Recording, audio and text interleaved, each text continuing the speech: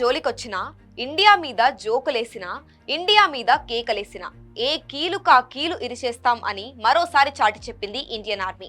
పహల్గాం ఉగ్రదాడికి ఆపరేషన్ సింధూర్ పేరు మీద సరికొత్త చరిత్ర లిఖించింది భారత సైన్యం.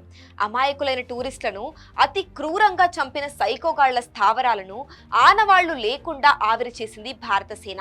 తమ భర్తలను కళ్ళెదుటే కసాయిగాళ్లు కాల్చివేస్తుంటే మమ్మల్ని కూడా షూట్ చేయండి అని వేడుకున్న మహిళలతో మిమ్మల్ని చంపం, వెళ్లి మీ మోడీతో చెప్పుకోండి అని అన్నారు టెర్రరిస్టులు.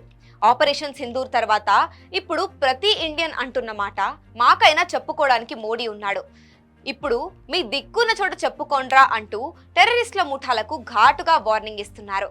హిందువా ముస్లిమా అని అడిగి మరీ చంపిన ఉగ్రమూకలను రాత్రా పగలా అని చూడకుండా చితి పెట్టేసింది హిందుస్థాన్ ఫౌజీ. సింహంతో వేట, ఇండియన్ ఆర్మీతో ఆట. 1-2 సార్లు ఆలోచించుకోవాలి.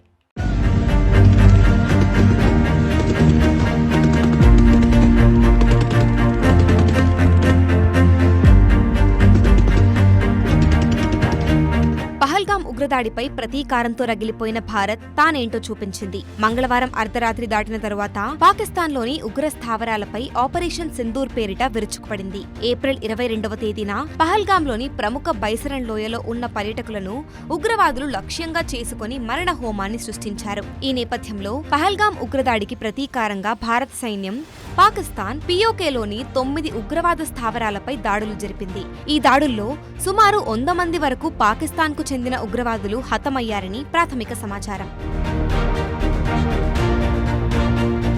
ఇప్పుడు ప్రపంచ మీడియా మొత్తం స్మరిస్తున్న పేరు ఆపరేషన్ సింధూర్. టెర్రరిస్టుల ఆటవిక చర్యకు ఆగ్రహించిన భారత ప్రభుత్వం ఆపరేషన్ సింధూర్ పేరు మీద ఉగ్ర స్థావరాల మీద ఉక్కు పంజా మోపింది.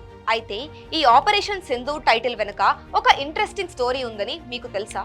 అదేంటో చూసేద్దాం. పహల్గాంలో ఉగ్రవాదులు జరిపిన దాడుల్లో అప్పటికి 6 రోజుల క్రితం పెళ్లైన నవవధూవరులు వినయ్ నర్వాల్, హిమాన్షి కూడా ఉన్నారు. భారత నేవీ అధికారి అయిన వినయ్ నర్వాల్ ను ముష్కరులు కాల్చి చంపేశారు. తన కాళ్ల పారాని ఆరకముందే హిమాన్షి జీవితంలో చీకటి అలుముకుంది. దీంతో వినయ్ మృతదేహం వద్ద కూర్చొని గుండెలవిసేలా ఆమె రోధించింది. అందుకు సంబంధించిన ఫోటో దేశాన్ని కుదిపేసింది. అయితే హిందూ మహిళలు తమ వివాహ స్థితిని సూచించడానికి నుదుటిన సింధూరం పెట్టుకుంటారు. పెళ్లి మండపంపై వరుడు వధువుకు తొలిసారి సింధూరం పెడతాడు.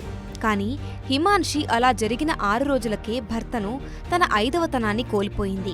అలా 26 మంది మహిళల సింధూరాన్ని దూరం చేసిన ఉగ్రవాదులపై ప్రతీకారం తీర్చుకునేందుకు భారత సైన్యం చేపట్టిన దాడికి ప్రధాని మోదీ ఆపరేషన్ సింధూర్ అని పేరు పెట్టినట్టు తెలుస్తోంది. అయితే మంగళవారం అర్ధరాత్రి 1 గంట 44 నిమిషాలకు ఆపరేషన్ సింధూర్ పేరుతో పాకిస్తాన్లోకి ఉగ్ర స్థావరాలపై భారత సైన్యం మెరుపు దాడులు చేపట్టింది.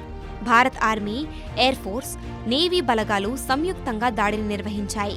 మిసైళ్లతో లక్ష్యాలపై విరుచుకుపట్టాయి. పాక్ ఆక్రమిత కశ్మీర్తో పాటు పాకిస్తాన్లోని ఉగ్ర మౌలిక సదుపాయాలను ధ్వంసం చేశాయి. భారత్పై సీమాంతర ఉగ్రదాడులకు కుట్ర పన్నినట్లు భావిస్తోన్న 9 స్థావరాలపై దాడులు చేపట్టాయి. పూర్తి ఖచ్చితత్వంతో దాడులు చేసినట్లు పేర్కొన్నాయి. ఉద్రిక్త పరిస్థితులకు తావు లేకుండా పాక్ సైనిక సదుపాయాలపై ఎక్కడా దాడులు చేపట్టలేదని వెల్లడించాయి.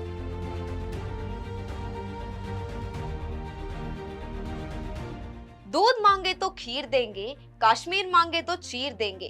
ఇంకోసారి ఇండియా గురించి ఆలోచించే ముందు ఈ స్లోగన్ గుర్తు తెచ్చుకోండ్రా. ప్రపంచానికి శాంతి మంత్రం నేర్పిన దేశమిది. ప్రపంచ నియంతల్ని సైతం మోకాళ్ల మీద కూర్చోబెట్టిన దేశమిది. సింధు నది నీళ్లు ఆపడం అనేది ఇంట్రొడక్షన్, ఆపరేషన్ సింధూర్ అనేది ఇంటర్వెల్. తీవ్రవాదులు పిచ్చి చేష్టలు గనక ఆపకపోతే క్లైమాక్స్ ఊహాతీతంగా ఉంటుంది అనేది మాత్రం సుస్పష్టం. ఇది ఇవాల్టి స్పెషల్ స్టోరీ. జై హింద్.